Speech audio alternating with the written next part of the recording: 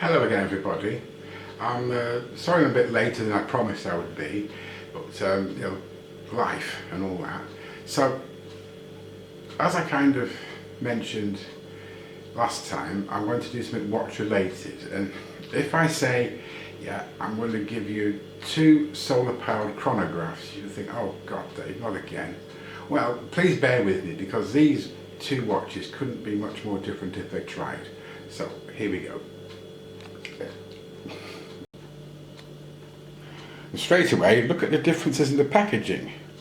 The Casio thing came in a rather bashed up box. That is how I picked it up at the shop. The Bolton arrived from AliExpress after about 2 weeks, and it's a little bit more snazzy, if you take my meaning. The Casio ProTrek PRW35 has as its inner packaging this rather elegant cloth bag.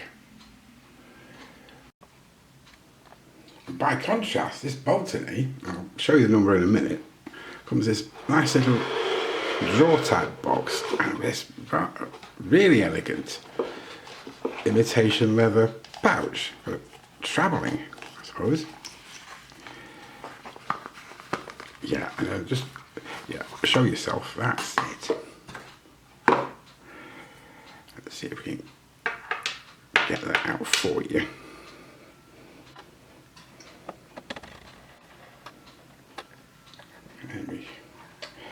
Oh, I must do something about this lighting. A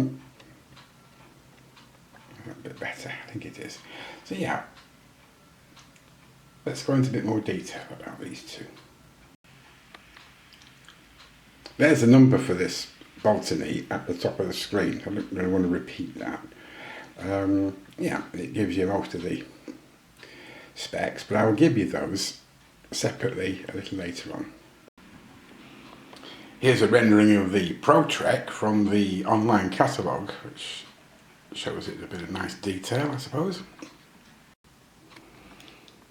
I was thinking about getting an Anadigi ProTrek, but when I looked at the specs, well, the specs for an Anadigi ProTrek in my price range didn't include things I wanted, like the multiband 6 and the automatic light, which I'll show you later on the digital one that I got. So what have these 2 pieces got in common? Well, obviously they're both watches and they both tell the time quite accurately. They have round cases. Other than that, they both claim 100 meters of water resistance, and I would say that's about it. Okay, as for specifics, let's start with the Bolton, shall we? I got the brown dial version, and as you can see, it's just got 2 sub-dials, one with the running seconds, and one for the 60 minutes, and you've got obviously the chronograph sweep hand, and that's all done with I think it's an Epson VS71 solar movement. And one of my favourite features of this is the knurling on the crown and the pushers, because they're all screw down to guarantee that 100 meters of water resistance, and it has a pretty sterile case back apart from where I've been wearing it. It's my zombie skin flaking off there, can't be helped, sorry. Yeah, so we'll demonstrate that after a quick look at the ProTrek.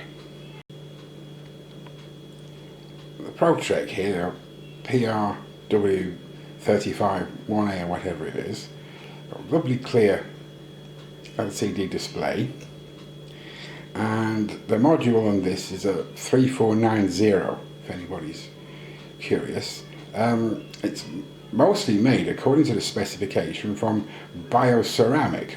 You've got a bit of knurling on the pushers, but it's not as nice as the Bolton is, I don't think. And another thing perhaps it does have in common is that the case back does pick up a bit of me when I'm wearing it, but that can't be helped. And it has quick release spring bars. We'll look at that in a minute when we go to the dimensions. One thing I would point out, if I can, is that you've got this display is so good that you can angle it right down here and you can still see it. Whereas I've got this somewhat less expensive model, and if you turn it and turn it and turn it, it goes to all 8. Oh well, I did pay rather less for this one, so what can you do?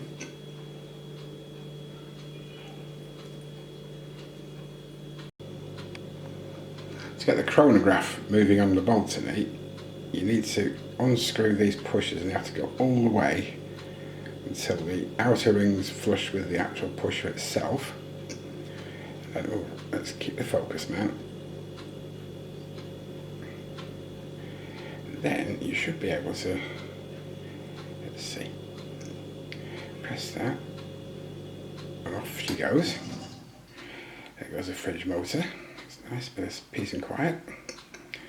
And then, yeah, so you know how a chronograph works. So you push that to stop it. You can start it again for a couple of seconds if you like.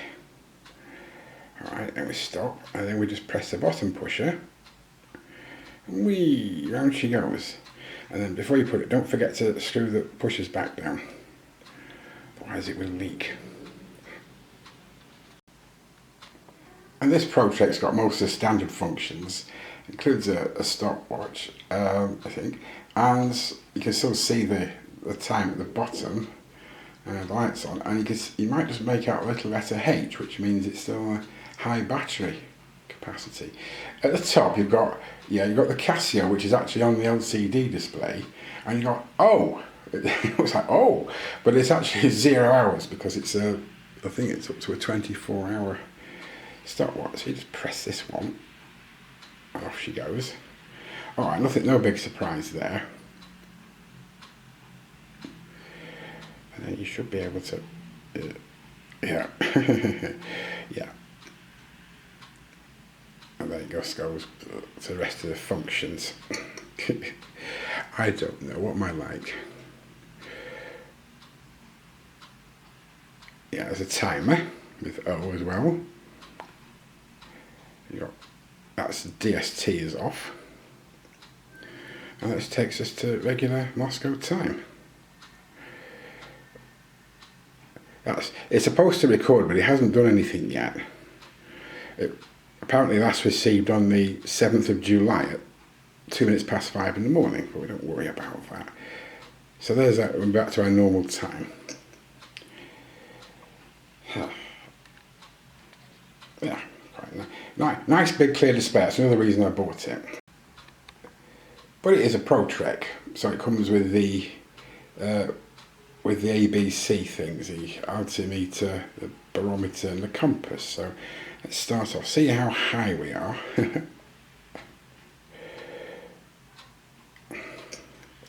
Apparently we're 203 metres above sea level.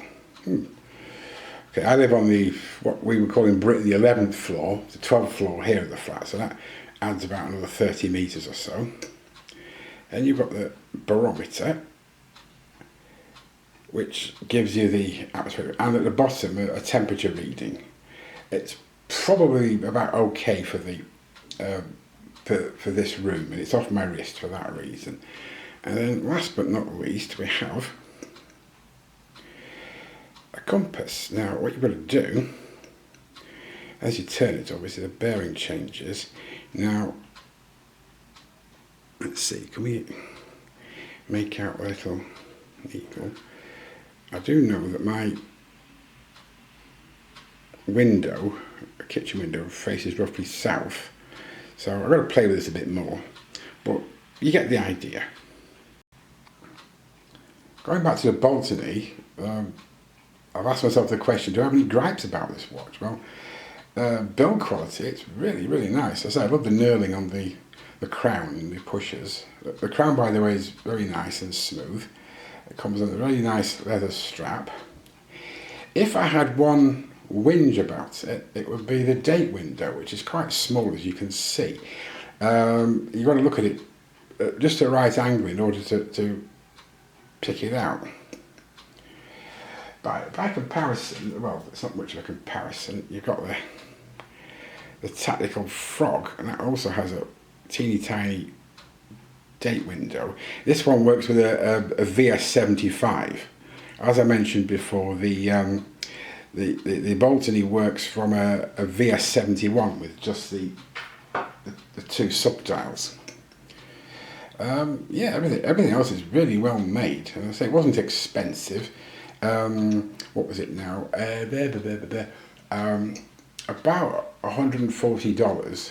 So I don't know, about just over £100. It was very good value for money. Although I did get it in a sale, to be fair. How about the Pro Trek then? Do I have any whinges about that? Not really. I mean, to buy a plastic something, there's nothing much to worry about. You've got the sensors on the left-hand side of the case. Again, the pushes have, as I say, a bit of knurling, not as nice as the Boltony's. This cost about twice as much as the Boltony, although I did buy it in a bricks and mortar shop, so I'm really not worrying about it in that respect. Not really a moan, but I had to download this hefty instruction manual for this module, and of course you've got the A, B, C on the watch on the right hand side, so you've got A and B and C, and you think that the push about 10 o'clock would be D. No, it's E, and then the mode is D, so it's just a silly little thing really. And I've got some Digi watches anyway, including this one that is very reasonably priced, and it is also solar powered. So there you go, it set itself as we watched. How's the loom? Well, on the Boltony it's pretty good actually. You have blue on the numbers, the minute numbers, and you've got green on the hands and the 4 indices. That's not bad at all really.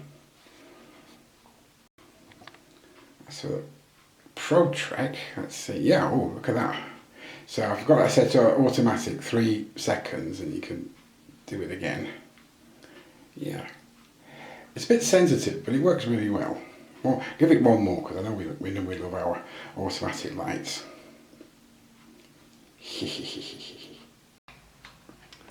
Give me some dimensions. The Pro Trek is surprisingly compact. Exclusive of the pushers and the sensors, it comes in at just shy of 43mm in case width. The thickness is just 13mm, which is a very nice surprise. The lug to lug as I measure it is just a tad over 50mm.